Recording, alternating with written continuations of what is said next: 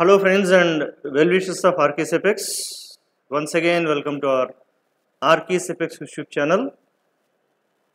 So, there in the journey of newspaper vocabulary, let's proceed with today's vocab. Cost of future wars is enormous. Resources should be optimized. Chief of Defense Staff. Okay, ఒక చక్కటి warning ఇస్తున్నారు. చూడండి ఏంటి warning అది.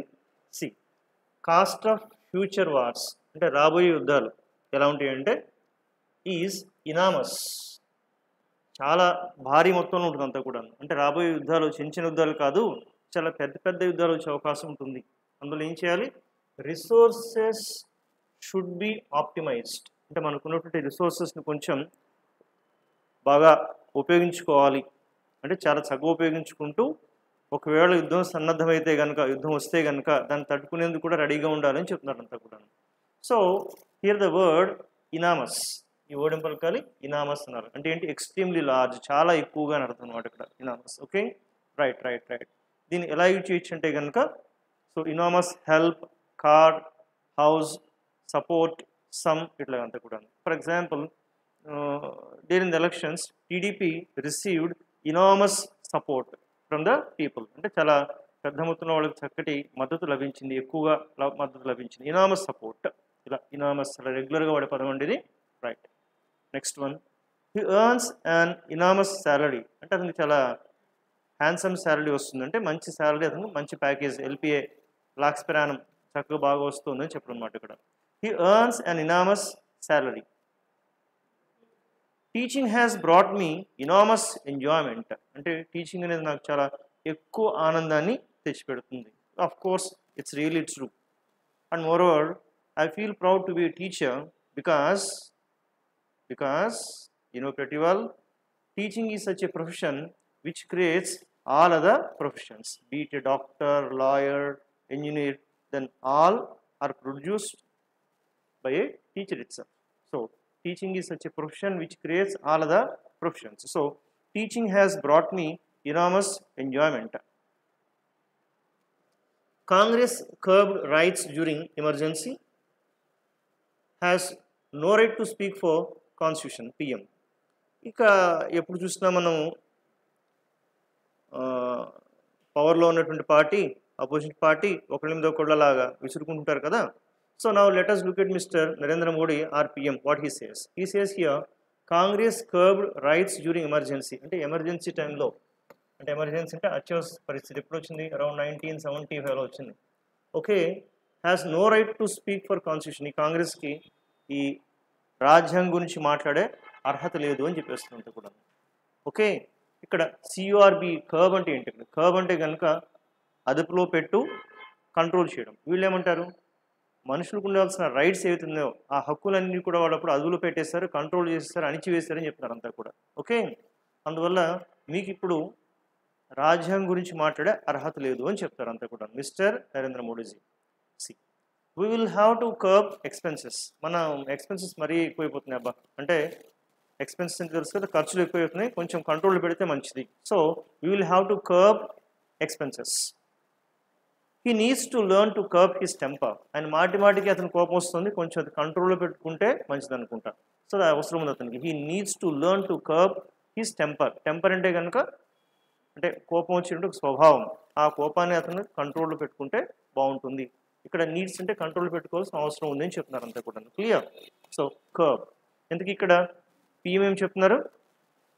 1975లో, అంటే ఇప్పటికి 49 అయ్యి 50లోకి enter అవుతున్నాం. సో ఈ 50లోకి ఎంటర్ అవుతున్న సమయంలో ఆయన అంటున్నారు కదా, ఈ ఎమర్జెన్సీ గురించి మళ్ళీ తీసుకొస్తున్నారు. దీని గురించి కాంగ్రెస్ వాళ్ళు ఏమంటున్నారు? Prime minister raking up past to hide his failures, says Congress president. వాళ్ళు ఏమంటారు? ప్రైమ్ మినిస్టర్ రేకింగ్ అప్ అంటే, రేకప్ అంటే ఫ్రెండ్స్ పాత జ్ఞాపకాలను తోడుకోవడం, అంటే పద్దాక గతం గురించి మళ్ళీ తీయడం, మళ్ళీ చెప్పుకోవడం అంతా కూడా అట్లాగా. సో వీళ్ళంటారు, మీరెందుకు పద్దాక ఎప్పుడో 50 ఏళ్ల క్రితం మళ్ళీ తీసుకొస్తారు? ఇప్పుడు ఎందుకు తీసుకొస్తున్నారంటే కనుక టు హైడ్ ప్రజెంట్ ఫెయిల్యూర్స్, ఇప్పుడున్న మీ ఫెయిల్యూర్స్ని కప్పిపుచ్చుకోవడానికి గతంలో దాన్ని తీసుకొస్తుంటే ఇంకెన్నాళ్ళు ఈ ఎమర్జెన్సీ అనే దాన్ని అడ్డు పెట్టుకుంటుంటారని వీళ్ళు కామెంట్ చేస్తుంటారు అనమాట. అంటే వీళ్ళు అనేది ఏమంటే యూ టేక్ నీట్ ఎగ్జామ్, అది గొడవ జరిగింది. సో దాని గురించి ఏం చెప్తారు, ఇంతవరకు ఎవరు మాట్లాడట్లేదు ఏంటి అని చెప్తూ ఆ ప్రెసెంట్ ఫెయిల్యూర్ని కప్పుపించుకోవడానికి ఎప్పుడో 50 ఏళ్ళ క్రితం దాన్ని తీసుకొచ్చి పట్టుకొస్తుంటారు కదా, ఆ గతాన్ని తవ్వుకోవడాన్ని రేకప్ అంటారు. ఇక్కడ rake up means to mention something unpleasant that happened in the past, ఎప్పుడో జరిగింది, and that the other people would like to forget, అంటే మిగిలిన వాళ్ళందరూ కూడా అది ఎప్పుడు అయిపోయింది కదా మర్చిపోదాం అనుకున్న టైంలో మళ్ళీ దాన్ని తీసుకొచ్చి తవ్వడం, అంటే ఇటువంటి ప్రాసెస్ని రేకప్ అంటారు ఇక్కడ. Clear? See, breaking up the past will only make things worse. అంటే గతాన్ని తవ్వుకోవడం అనేది, గతం అంటే అది పాజిటివ్ అయితే పర్వాలేదు, నెగిటివ్గా ఉన్న గతాన్ని పద్దాగా తవ్వుకోవడం అనేది అది ఉన్నటువంటి విషయాన్ని ఇంకొంచెం చెడు చేస్తుంటుంది, ఎక్కువ హాని చేస్తుంటుంది అని చెప్తున్నారు ఇక్కడ. ఓకే, బ్యాడ్ కన్నా ఇంకొంచెం ఎక్కువ అంటే వర్స్ అవుతుంది అన్నట్టు ఇక్కడ. She is always breaking up the past, ఎప్పుడు ఆ గతాన్ని తవ్వుకుంటూ ఉంటుంది ఎప్పుడు కూడాను. అంటే ఎవరైతే ప్రజెంట్లో ఏం లేకుండా ఖాళీగా ఉన్నారో వాళ్ళు గతం గురించి తవ్వుతూ ఉంటారు అనేది ఒకటి చెప్తుంటారు అనమాట ఇక్కడ. Okay, those who are nothing in the present they always rake up the past, past గురించి చెప్తూ ఉంటారు అన్నట్టు అంతా కూడా. ఎగనీ స్టిల్ ఇన్ మణిపూర్, ఇక్కడ న్యూస్ పేపర్ హెడ్లైన్స్ వచ్చేటప్పుడు బీ ఫార్మ్స్ ఇవ్వరండి తెలుసు కదా, అందుకని ఎగనీ ఈజ్ స్టిల్ ఇన్ మణిపూర్ అని చెప్పుకోవాలి. ఎగనీ ఈజ్ స్టిల్ ఇన్ మణిపూర్. ఎగనీ అంటే ఏంటి ఇక్కడ? ఎగనీ అంటే కనుక మనోవ్యధ, బాధ, అంటే ఒక వ్యక్తికి ఉండేటువంటి బాధని మనోవ్యధని ఎగనీ అంటారు. This agony is still in Manipur of course a year later, అంటే అక్కడ ఘటన జరిగి వాళ్ళు కొట్టుకోవడాలంతా ఒక 1 year అయినా కూడా ఇంకా బాధ పోవడం లేదంటారు. ఎగనీ నౌన్ వేదన, ఎగనీ అని పలకాల్సి ఉంటుంది. Extremely, extreme physical are mental pain, అది ఫిజికల్ పెయిన్ అవ్వచ్చు ఆర్ మెంటల్ పెయిన్ అవ్వచ్చు, ఆర్ సఫరింగ్ అవ్వచ్చు. ఏదైనా ఒక బాధ, ఎక్కువ బాధ ఇబ్బంది పెడుతుంటే కనుక శారీరక మానసిక, just you call it agony. I was in an agony of suspense. Oh, I was in an agony of suspense అంటే ఆ సస్పెన్స్ని తట్టుకోలేకపోతున్నాను అప్పుడు అనమాట. ఇక్కడ ఐ వాజ్ కాబట్టి పాస్ట్ కదా, I was in an agony of suspense, అప్పుడు నేను యాక్చువల్గా అసలు రిజల్ట్ ఏమైందో ఏంటి అని తెలుసుకోవడానికి నేను చాలా చాలా ఎగనీలో ఉన్నాను, అంటే సస్పెన్స్. ఇది ఎక్కువగా మీరు చూడండి, ఏదన్నా ఈ రియాలిటీ షోలో రిజల్ట్స్ ఎప్పుడప్పుడు వాళ్ళు చేస్తుంటారు చూసారా, ఒక 4 ఉంటారు, అందులో ఒకరు విన్ అవుతారు. సో ఆ విన్నర్ షీట్ తీసుకుని రిజల్ట్స్ చెప్పాలి. Now the winner is mister A కాదు, now the winner is mister C కాదు, అంటే అది కాదు కాదు అని చెప్తూ ఆ ఉన్నవాడు టెన్షన్ పుట్టిస్తుంటారు అంతా కూడా. Then they are there in an agony of suspense అన్నట్టు అనమాట ఇక్కడ. Okay, fine fine.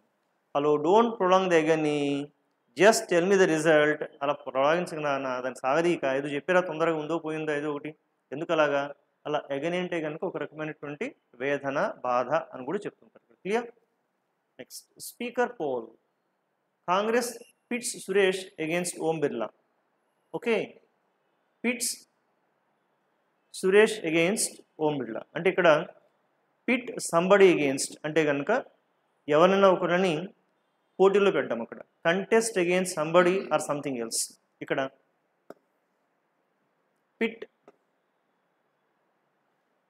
Pit against somebody, ఇక్కడ పిట్ అనేది వర్బ్ అవుతుంది.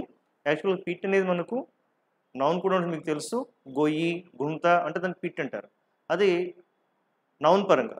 ఇక్కడ వర్బ్ తీసుకొచ్చి పిట్ అగెయిన్స్ట్ సంబడి అంటే కనుక ఎవరి మీద ఒకరి మీదకి పోటీలో నిలబెట్టడం అనమాట ఇక్కడ. సో వీళ్ళు ఏమనుకుంటున్నారు, కాంగ్రెస్ పిట్స్ సురేష్ అతన్ని ఓం బిర్లాకి వ్యతిరేకంగా ఒక స్పీకర్గా పోటీలో పెట్టుకుందాం అంటున్నారు అంతా కూడా. ఓకే, ఫైన్ ఫైన్, మీకు ఐడియా ఉంటుంది కదా. సో లోక్సభ స్పీకర్గా ఎన్డీఏ వచ్చేసరికి ఓం బిర్లాని సపోర్ట్ చేస్తుంది, కాంగ్రెస్ వచ్చేసి సురేష్ని.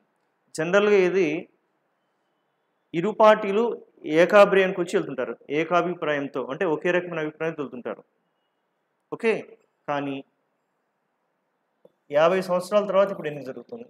ఇప్పటివరకు ఇంతవరకు లేదు. అంటే 50 yearsగా అసలు ఏకగ్రీవంగా ఇరు పార్టీలు సమ్మతితో వెళ్తుంటారు, అది ఇప్పుడు లేదు, 50 సంవత్సరాల తర్వాత లేదు.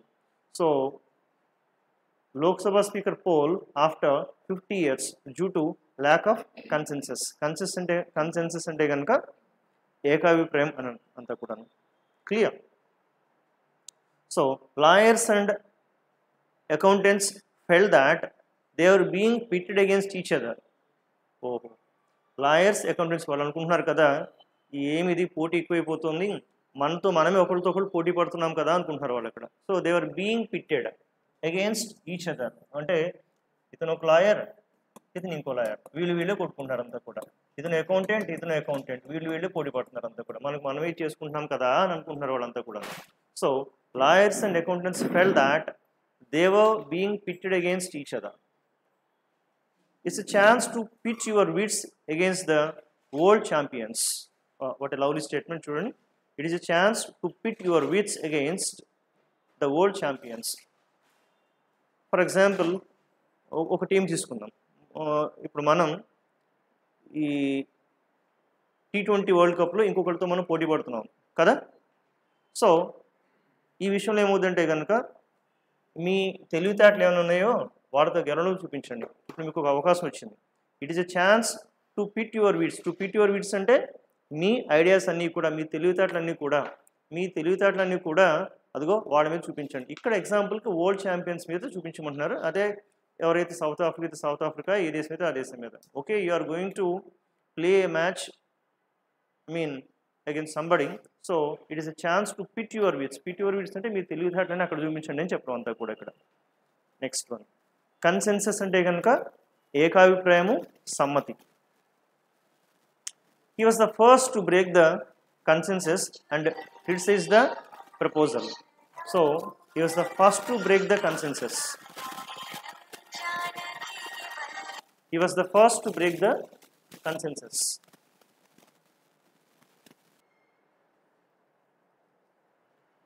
Okay friends, now let's see. So he was the first to break the consensus and criticize the proposal. అంటే ఆ చేసిన ప్రపోజల్ని విమర్శించిందిలో అతనే మొదటివాడు. అంటే ఆ ఏకాభిప్రాయాన్ని బ్రేక్ చేసి అది తప్పు, అది కాదు అని దాన్ని వ్యతిరేకించిన మొదటి వ్యక్తి ఇతనే. He was the first to break the consensus and criticize the proposal. Will revive panchayat system in AP. Pawan అంటే మిస్టర్ పవన్ చెప్తున్నారు కదా, పంచాయత్ సిస్టమ్ మళ్ళీ పునరుద్ధరిస్తామని చెప్తున్నారు ఇక్కడ. రివైవ్ అంటే తెలుసు కదా, పునరుద్ధరింపు చేయడం అంటే మళ్ళీ దాన్ని బాగు చేసి గాడిలో పెట్టడం అంతా కూడా చెప్తారు. To bring something back to life, revive. So ఇంతకుముందు ఇలాంటి వర్డ్ ఇంకోటి చూసాం, రివాంప్ కూడా చూసాం. Revamp of course same.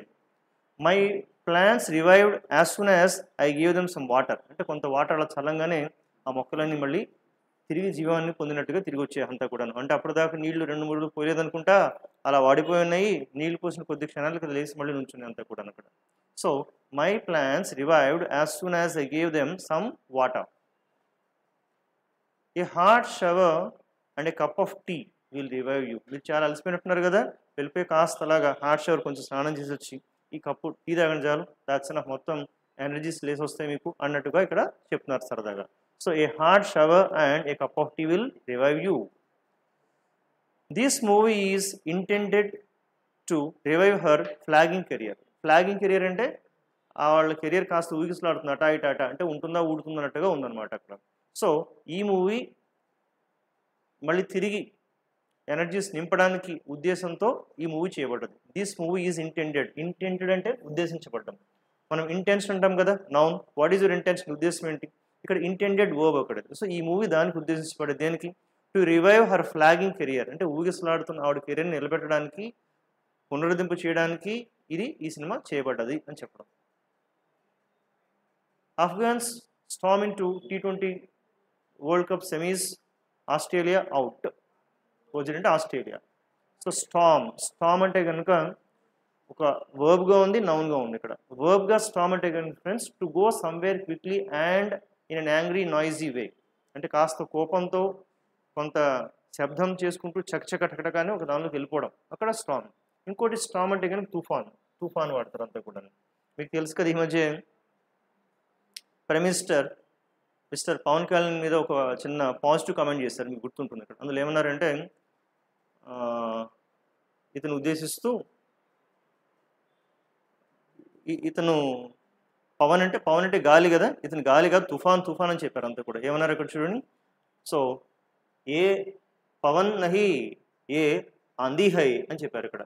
ఆంధీ హై అంటే హిందీలో he is not wind, so Pawan is storm అన్నారు. అంటే ఆయన తుఫాన్తో సమానం అన్నట్టుగా. అంటే ఆయన దూకుడు ఆ డైనమిజం అంత ఉంటుందన్నట్టుగా ఆయన జస్ట్ చమత్కరించారు అనమాట. పాజిటివ్ కామెంట్ ఇచ్చారు. It's okay, right. Next, she stormed into my office waving a newspaper. ఓ న్యూస్ పేపర్ ఇలా విసురుకుంటూ ఇలాగా, అంటే అందులో ఏదో వార్త వచ్చినట్టు ఉంది, ఏంటిది అనుకుంటూ హడావుడిగా ఇలా తీసుకుంటూ మా ఆఫీస్లోకి ఎంటర్ అయ్యారు ఆవిడ. She stormed into my office waving a newspaper. A lot of trees were blown down in the recent storms. అంటే ఈ మధ్య వచ్చిన తుఫానుకి చాలా చెట్లు పడిపోయాయి, నేలమట్టం అయిపోయి. ఇలా స్టార్మ్ అంటే తుఫాను వస్తుంది, ఇంకోటి దూసుకుపోవని కూడా వస్తుంది అంతా కూడా. ఇక్కడ ఆఫ్ఘన్స్ దూసుకుపోయారని చెప్పడం. అఫ్ కోర్స్ నేను ఈ వీడియో చేసే సమయానికి ఈ ఆఫ్ఘన్ వాడు మ్యాచ్ అయిపోయినట్టుంది, ఓడిపోయారు పాపం, చాలా తక్కువ స్కోర్కి ఓడిపోయారు. సౌత్ ఆఫ్రికా వెళ్ళినట్టుంది ఫైనల్స్కి. It's okay, fine fine fine. So friends, మరొక చక్కటి వీడియోతో మనం రేపు కలుద్దాం. Till then, bye bye. So this is the video from RKS Apex Institute of English. We shall see tomorrow. Bye.